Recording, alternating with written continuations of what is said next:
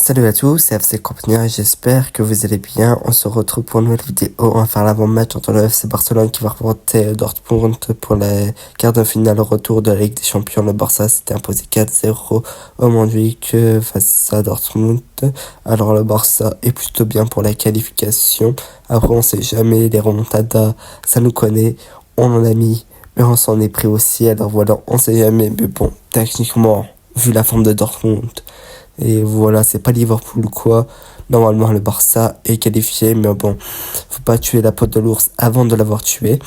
On verra bien comment ça se passe. J'ai pas fait de débrief du match entre Barça et Leganés parce que tout d'abord, le match a pas été incroyable du tout. Le Barça a eu beaucoup de mal et bon, c'est plus les joueurs défensivement qui ont, on dirait, géré le match que les joueurs offensifs. Voilà, c'était un match très compliqué.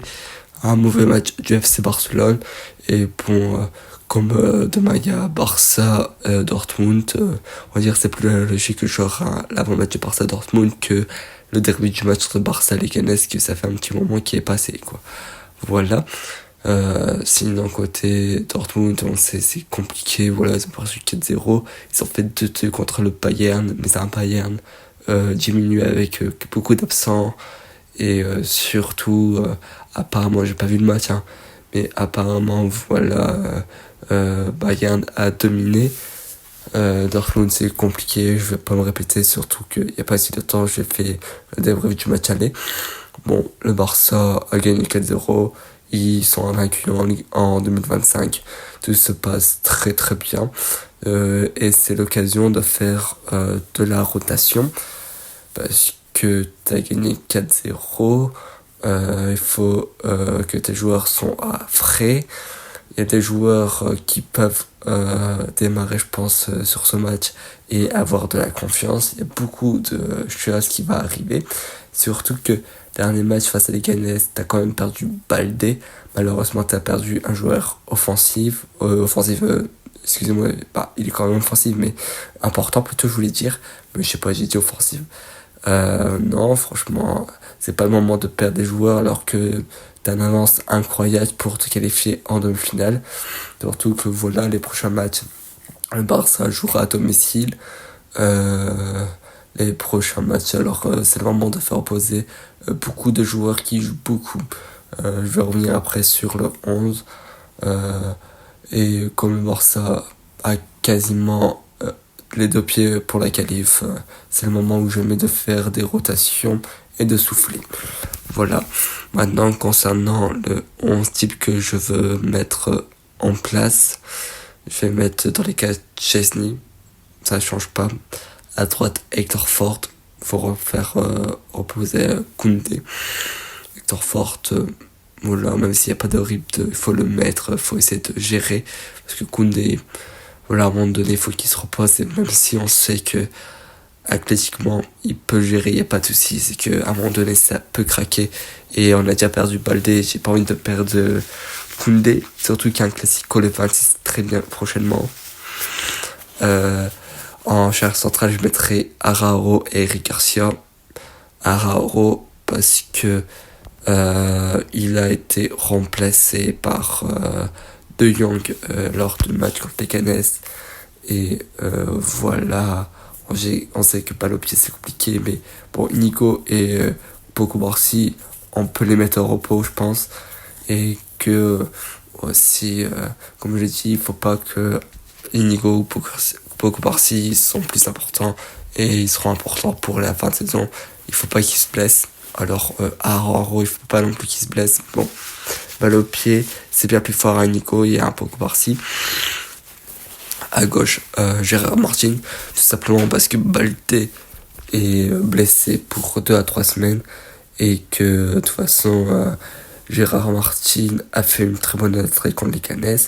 Et de toute façon, je pense que Gérard Martin allait jouer titulaire face à Dortmund si Baldé n'était pas blessé pour le faire reposer aussi. En double pivot, je mets Gavi avec De Jong, tout simplement parce que voilà, Pedri doit se reposer, il a joué beaucoup de matchs. Et il a joué tout le match face à Canes. Et De Jong est sorti à la mi-temps. Non, il est rentré à la mi-temps, voilà, c'est ça, excusez-moi. Il est rentré en deuxième période, il a joué 45 minutes, je pense qu'il peut enchaîner. Lui, il n'y a pas de problème, sauf que Pedri, il faut qu'il se repose. On a besoin de Pedri, de toute façon, si on perd Pedri pour un match alors que le Barça peut se qualifier facilement, ça serait bête, honnêtement, ça serait bête. Et voilà, Gavi aussi monte en puissance, etc. Alors, vous le match titulaire, et voilà. Comme je vous l'ai dit, sur ce 11, après je reparlais, c'est que les remplaçants ou les joueurs qui sont pas titulaires parce que il y a des joueurs trop forts à son poste, fait que s'ils sont en confiance pour la fin de saison, c'est juste important. Andy Fermin, Dani Olmo a eu le feu vert pour revenir, mais on connaît Hansi Flick il va le mettre en tant que remplaçant. Dani Olmo pourrait rentrer et il sera très important. Dani Olmo surtout face des blocs pas ou etc. Et de toute façon, Fermin, il est juste au top et il a beaucoup de choix à faire et à montrer, beaucoup de choses à montrer. Alors Fermin Lopez, il peut enchaîner, il n'y a pas de souci. Après, je pense que Dani Olmo, petit à petit, reprendra sa place de titulaire. Mais on peut laisser Fermin à droite, Rafinha. C'est le meilleur buteur de la Ligue des Champions, lui, il peut enchaîner, il faut faire reposer la Yamal surtout. À gauche, Fati. Je mets Fati, c'est vrai que voilà, il y a eu 5 minutes face à Dortmund vite fait, mais voilà, lui aussi, il doit être très important pour cette fin de saison. Et comme voilà, le Barça a fait le travail à l'aller, mettre Fati au retour, ça sera pas fou. Et voilà, lui aussi, il faut qu'il y ait du rythme, du temps de jeu, et ça fait du bien. Et j'étais très content de le voir, et je pense que tous les supporters du Barça être contents s'il est titulaire face à Dortmund. Et pour son mental, ça fera plus que du bien. Et on pourra se faire un Torres pour faire reposer Lewandowski et faire un Torres. Voilà, il peut te claquer un but ou deux. De toute façon, voilà. Je pense pas que le Barça va se donner à fond sur ce match. Parce que voilà, il y a quasiment la qualification qui est faite. Je pense pas que le Barça devra s'essouffler plus que ça. Quand je dis s'essouffler, attention, faut pas prendre à la légère ce match, mais bon, l'état de forme de Dortmund et que voilà, le Barça mentalement est bien mieux que ces dernières années, etc. Et surtout que Hansi Flick a toujours réussi face à Dortmund, c'est que normalement ça devrait le faire. Et Dortmund, je vois pas une seule seconde Dortmund passer sans manquer de respect. Alors c'est vrai, j'avais dit faut pas les sous-estimer là, 4-0. C'est fait quoi. Je veux dire, normalement, si on se prend une remontada, ça serait grave. Mais après, le Barça a déjà vécu des remontadas que, évidemment, je suis un peu sur mes gardes, mais normalement, c'est fait à 99%. Voilà. Le Barça devrait être en demi-finale. Là, après ce match, il faudra pas qu'ils donnent à fond. Attention, pas prendre le match à la légère, comme je l'ai dit, mais pas non plus s'épuiser plus que ça, parce qu'il y a des matchs beaucoup plus importants pour l'instant que ce match face à Dortmund en Ligue 1. Et pour la Coupe du Roi, cette finale-là qui va être important aussi.